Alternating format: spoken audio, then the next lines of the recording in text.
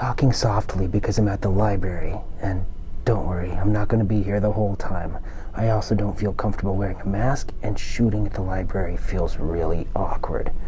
But I wanted to be here because I wanted to be surrounded by my favorite books, and I couldn't very easily film myself inside of my audiobook collection. Anyway, this video is about books that change the way you think.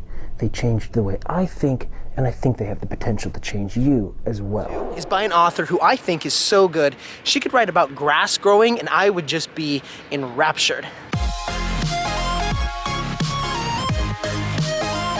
I'm going to be presenting this list in a countdown format, with number 1 being my favorite and most influential book, but I'm also going to categorize every book into different domains, with the first of the domains being work. The second is interpersonal relationships. Next, we're going to talk about family relationships, then philosophy, and finally, religion. Before we begin, I'd like you to know that a link to every book in this list is down in the description, so if any sounds especially intriguing to you, there you go. So let's get started with number 5 in the domain of work. This is a book that is going to make you rich. And it's going to do that by teaching you how to thrive in a world that rewards risk takers and individuals and companies that know and are shamelessly willing to exploit those who cling to stability. The book is called Rich Dad, Poor Dad by Robert Kiyosaki. To be quite honest, Kiyosaki is ruthless in his philosophy about making money, and it can make the book pretty brutal. Because most people are brainwashed when it comes to money. Go to school, get a job, work hard, pay your taxes, save money, get out of debt, buy a house, and invest in the stock market. Everybody who follows that program has been brainwashed. In fact, it's almost, he's kind of a jerk in interviews. If you want to find out what I know or tell me what you know, then don't interview me. Just you do your own stupid show. But I can't deny that the book influenced the way that I think. All right, the next book, number 4, is in the domain of interpersonal relationships. It is a book that will teach you how to get what you want when dealing with people. It'll teach you how to get the upper hand in negotiations, and even how to expose facts that your counterpart may be trying to hide. The book gives you such an advantage, it's almost unfair, and it's called Never Split the Difference by Chris Voss. Chris Voss writes with the authority and the experience of a former FBI hostage negotiator, which is why the subtitle of the book is Negotiating Like Your Life Depends on It. The F word in negotiations is fair. Somebody says, we just want what's fair. That's actually a really bad sign.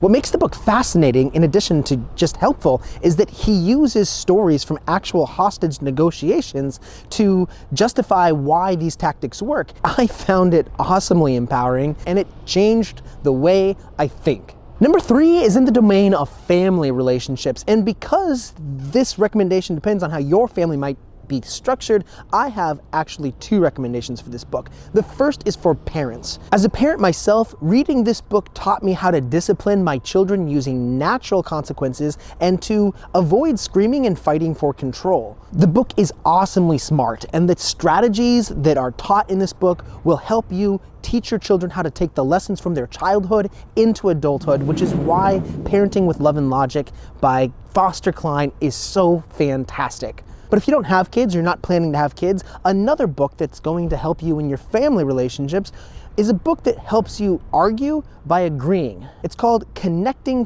Through Yes by Jack Ito. And in it, he talks about how agreement is the only way to move forward in a confrontation with somebody that you're close to. Now, usually in the book, the circumstance that he's using is between a person and their spouse, but it doesn't have to be between 2 spouses. By connecting through yes, it teaches you how to bridge divides that sometimes come up in families and make those relationships stronger and closer. We are now moving to number 2 and number 1, which are not just books that changed the way that I think, but they are my favorite books of all time, ever. And not only do they change the way you think, but they are the only 2 books in this list that are pieces of fiction. So number 2 is by an author who I think is so good, she could write about grass growing and I would just be enraptured. This is, of course, the domain of philosophy. And this author is Ayn Rand, and the book is Atlas Shrugged. I call it objectivism. All right. Meaning a philosophy based on objective reality. Now let me explain it as briefly as I can.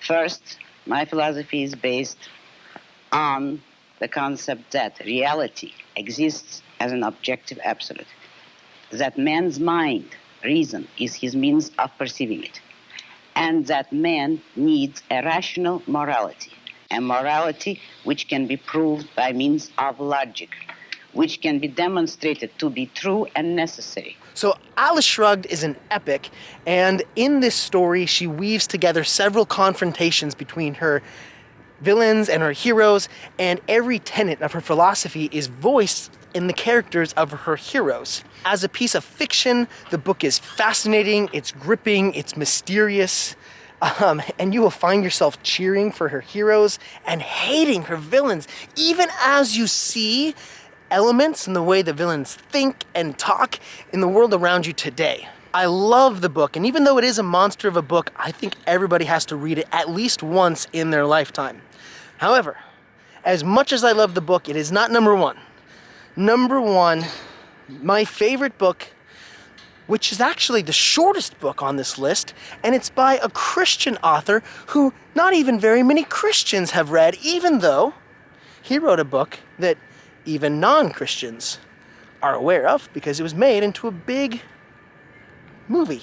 The author is C.S. Lewis, and he was the author of The Lion, the Witch, and the Wardrobe. However, this book is called The Great Divorce, which you may have never even heard of before.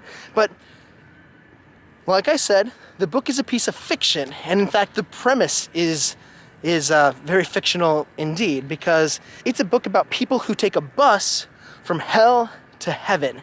And through this, he talks about eternity, and he talks about purpose.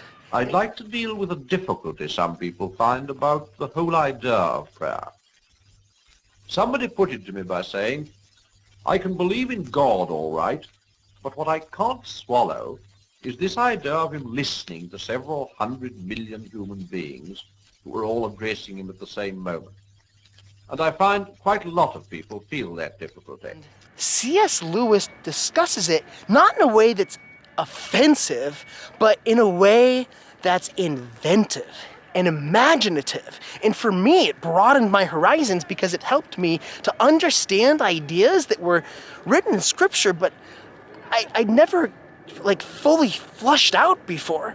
And it made me think, well, if this book is so plausible as a piece of fiction, what other aspects of my faith have I been missing out on because I haven't fully flushed them out? Or I haven't really thought of the implications of those beliefs, which is what C.S. Lewis does, and he does it in 140 pages or something. So if you are a Christian, I do think it's going to help you have a better understanding of the Bible. And if you're not a Christian, I think it's going to help you understand a lot of just religious thinking, actually, because sometimes, especially in modern day, we simplify religion to such an extent that religion becomes silly. And in The Great Divorce, religion is made intelligent again, which is why it changed the way I think. If you're watching this channel for the first time, thanks for watching. This channel is a bit of a variety show, but everything that I do focuses on innovation. So in this video, the innovation is the way that you think and the way that books affect you. If you liked it, go ahead and... If you liked it, I invite you to subscribe to this channel. I make videos every week, and I hope to see you next time.